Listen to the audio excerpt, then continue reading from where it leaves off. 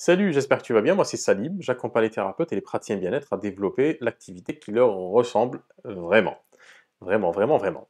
Aujourd'hui, je réponds rapidement à une question c'est une question qui revient très souvent, d'ailleurs, qu'on me pose très souvent, sur euh, comment faire finalement comment avoir confiance dans le développement de son activité, comment être sûr que ça va marcher. Alors, c'est une question à tiroir, hein. Tu imagines bien qu'on ne répond pas à cette question en 2 minutes, mais je voulais te donner quelques pistes. Finalement, quels sont les thérapeutes qui arrivent à tirer leur épingle du jeu et qu'est-ce qui fait qu'ils arrivent finalement à se développer? Il y a une chose qui est vraiment très importante à comprendre et elle n'est pas du tout technique.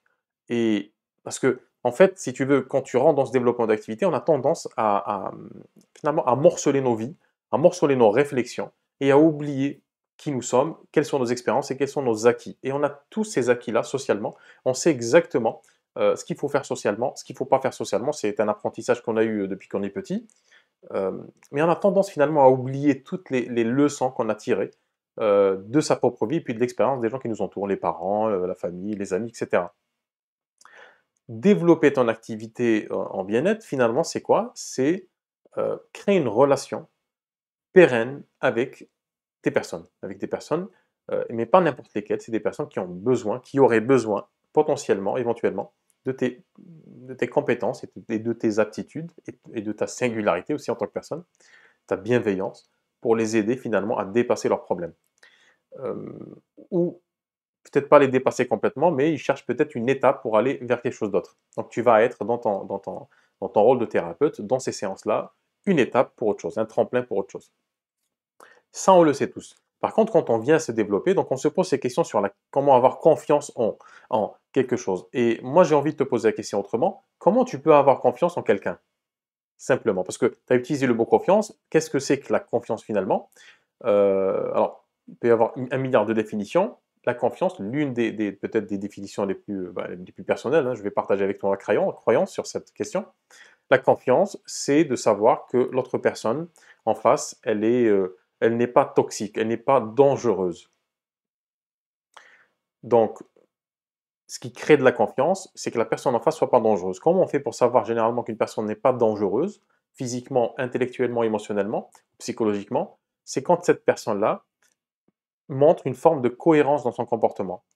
Euh, Ce qui tue la confiance finalement, c'est l'incohérence. L'incohérence est le signe du faux. Quand on regarde, quand on perçoit, quand on ressent de l'incohérence dans ce que fait la personne, ce qu'elle dit, quand il y a une différence entre ce qu'elle dit et ce qu'elle fait, ou entre ce qu'elle fait et ce qu'elle fait, c'est là où il y a quelque chose, en fait, il y a un grain de sable qui rentre dans la mécanique, dans l'engrenage, et puis ça grippe la mécanique, et on se dit, tiens, il y a quelque chose qui cloche, donc on n'est plus en confiance. Ça veut dire qu'il y a potentiellement un danger.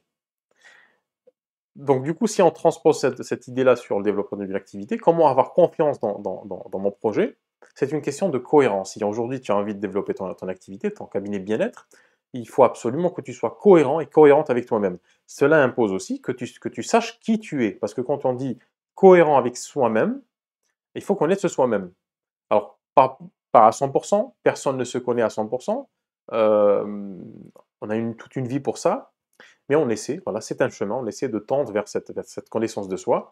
Mais on peut déjà connaître pas mal de choses importantes, fondamentales sur soi, sur sa propre nature. On sait quels sont les idéaux qui nous drive, on sait quels sont les ennemis intérieurs qu'on a combattus ou qu'on combat. On sait par exemple que chez certaines personnes, euh, on déteste subir des choses, d'autres personnes, on déteste l'injustice, chez d'autres personnes, il y a d'autres valeurs en fait des valeurs positives ou négatives, soit qu'on va aimer, soit qu'on va combattre. Comprendre en fait finalement profondément qui on est, déjà c'est une forme de cohérence. Ensuite, comment faire pour avoir confiance dans ton projet? Ben, il faudrait que ton projet simplement puisse témoigner de cette cohérence intérieure. Si à un moment ou à un autre de ton développement d'activité, tu ne témoignes plus de cette cohérence-là, ça veut dire que tu te trahis quelque part, tu trahis un petit peu ce qui tu es, parce que tu penses qu'il faut faire semblant, tu penses qu'il faut faire comme les autres. Eh ben, si tu rentres dans cette logique-là, à un moment ou à un autre, tu vas te décrocher. Tu ne vas plus avoir confiance dans ton projet parce que tu vas te dire, c'est pas cohérent ce que je fais.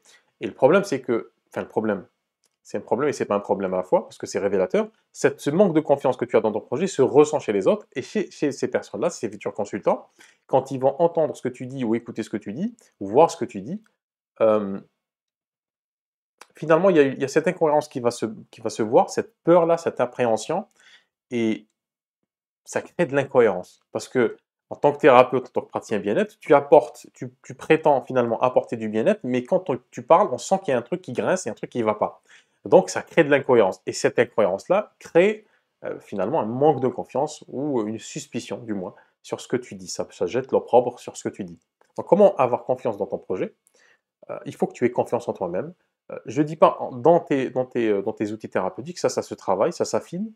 Surtout, confiance en toi-même. Travailler ta confiance en toi-même. Travailler ta prétention thérapeutique.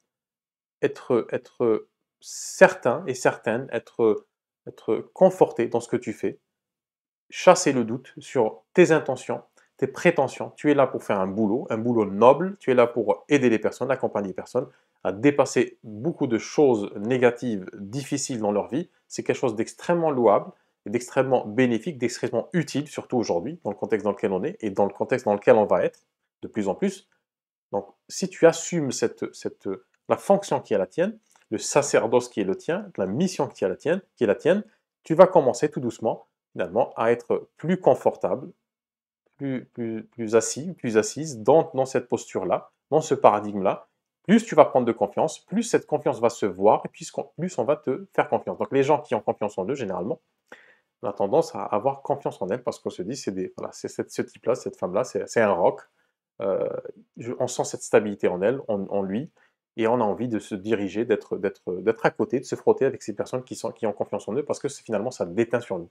Donc si tu as envie aujourd'hui d'avoir confiance dans ton projet, et confiance en toi. Dis-moi d'ailleurs en commentaire si c'est quelque chose qui te travaille, qui te parle, si cette question tu te l'es déjà posée, et si tu as envie d'ailleurs d'en parler, le programme Impactilité, j'en parle très souvent, peut-être pas assez en détail, mais c'est un programme dans lequel on aborde ces questions de confiance, de posture intérieure, et puis comment, techniquement, concrètement, faire en sorte que cette confiance se diffuse aux bonnes personnes pour les attirer et pour les aider et pour s'aider soi-même. Parce que euh, quand on accompagne, l'acte thérapeutique est toujours à double sens envers les autres et aussi, bien entendu, envers soi-même. Donc dis-moi tout ça en commentaire. Si tu regardes cette vidéo sur YouTube, je t'invite à t'abonner à cette chaîne pour recevoir finalement tous les conseils qui vont t'aider à développer ton activité. Et je te dis à très bientôt. Prends soin de toi.